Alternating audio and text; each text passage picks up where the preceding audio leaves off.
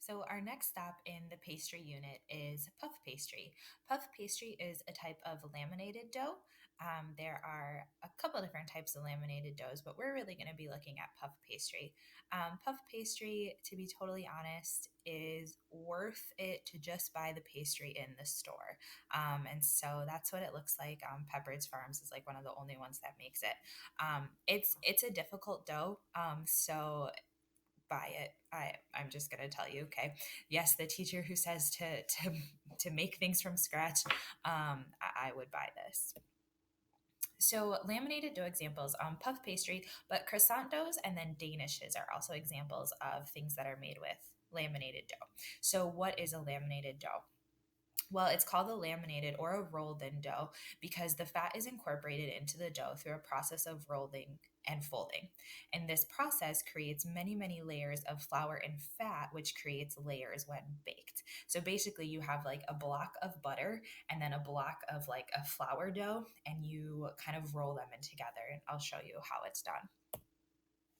So laminated dough ingredients pretty much have flour, water, and fat, and that's close to it.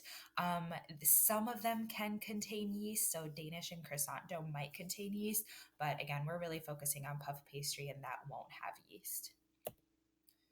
So here's the process. So number one, this is like what I was talking about. There's this big chunk of butter and then your chunk of dough. And so you have this giant chunk of butter and you fold this over. Okay, and then you roll it out, and then you kind of fold it in thirds, and you roll it out some more, refrigerate it, roll it, fold it, roll it, fold it, and refrigerate in between. I like this picture here because you can see the layers that are happening. So this right here would be like the butter and then the dough and then the butter and then the dough. And so you can physically see all those layers. And the dough looks pretty flat, but once I show you what puff pastry ends up looking like, you can see how it puffs and makes those layers. So let's see how it's done. Why would I tell you to buy this instead of taking the time to make it? Well, here's why. Oops, let's try again. Puff pastry dough is buttery and flaky and makes for such decadent baked goods, whether they be savory or sweet. First, I'll show you the technique of a real French folded puff pastry dough. The French method I'm showing you now has two parts to it, the barrage and the détrempe. I'm going to start by mixing the barrage. This is that hunk of butter that gets folded in layer by layer into the dough. So I've got 3 cups of unsalted butter, and I'll add 1 cup of flour. This makes this butter layer easier to handle as you start rolling it and folding it. Maybe a shocking amount of butter, but it is puff pastry for a lot of recipes. There we go. So this butter really doesn't change much in consistency, but because it's so soft, we have to chill it down so that we can handle it and work it into the dough. Now you need to let this chill until it's almost firm. So chill it for a couple of hours. Now for part 2 of the French puff pastry, and that is the détrempe. This is the body of the dough. So I start with 4 cups of all-purpose flour. And then a cup of cool water. And just a touch of sugar, 1 tablespoon. 2 teaspoons of salt. Then an important ingredient is a tablespoon of lemon juice. And now I'm switching to a dough hook because we really want to knead the dough. Now I can add the last element. Not as much butter as the barrage, of course, but half a cup plus an extra tablespoon at just about room temperature. And it takes about 4 minutes to really knead the dough.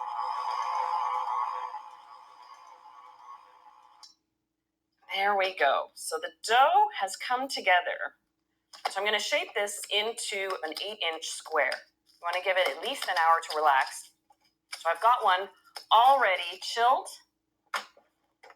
The method for this puff pastry is the French method, your 2 parts, your barrage and your doughy détrempe. The contemporary and modern thought amongst pastry chefs is to roll out the butter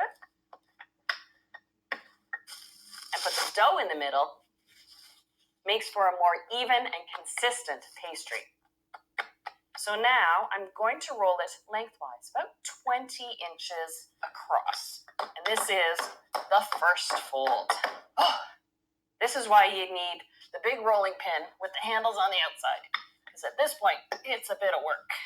Lift, make sure it's not sticking, and I do a 3-fold. So you fold it a third the way in, and now brush off this excess flour, and like so. So that's 1 fold down. You can usually get up to 2 folds each folding session without overworking the glutens. And there we go. So dust off the flour and the same 3-fold. I've exercised the dough enough that it needs to relax. You have to give the puff pastry at least 2 hours in between the rolls and folds for the butter to set. So back in the fridge it goes. It's really a simple case of repetition. Now you'll need to repeat this double roll and fold step once more, followed by a single roll and fold. But be sure you let the dough rest in the fridge for at least 2 hours in between. And this is a puff pastry ready to roll and use after it's had its 2 hours to rest and relax.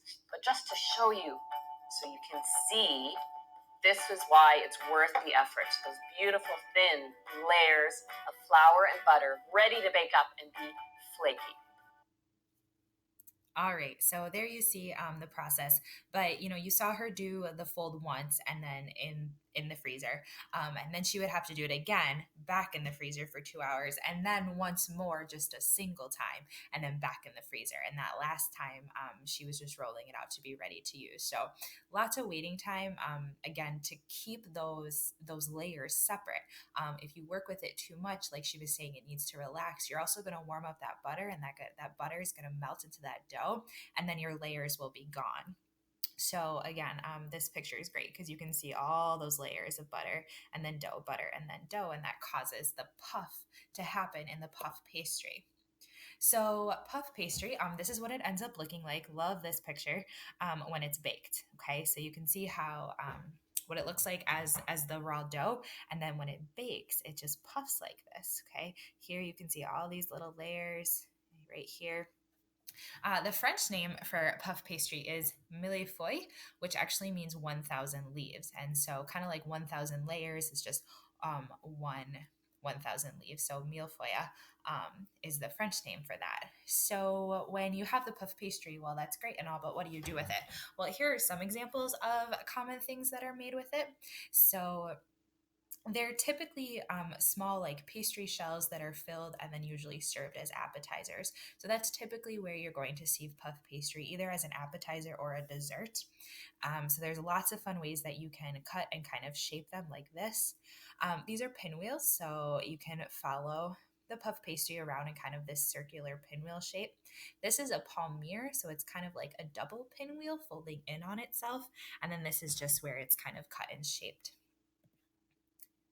So here's just a little video that kind of shows you how to make some of these little appetizers or desserts.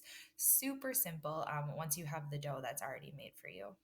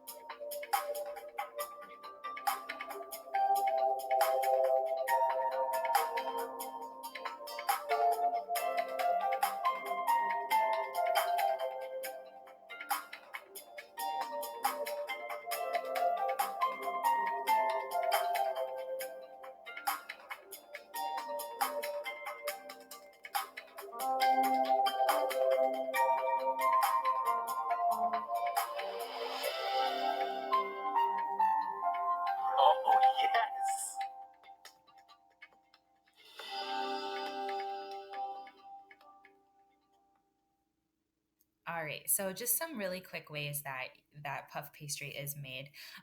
Again, we typically just buy it already made, and when you do that, you get two of those sheets. So when they cut up, that was one sheet, and then you typically get two of those in a package. At the store, like at the Piggly Wiggly, they're by like the frozen Cool Whip and like the pies and stuff like that in the freezer section.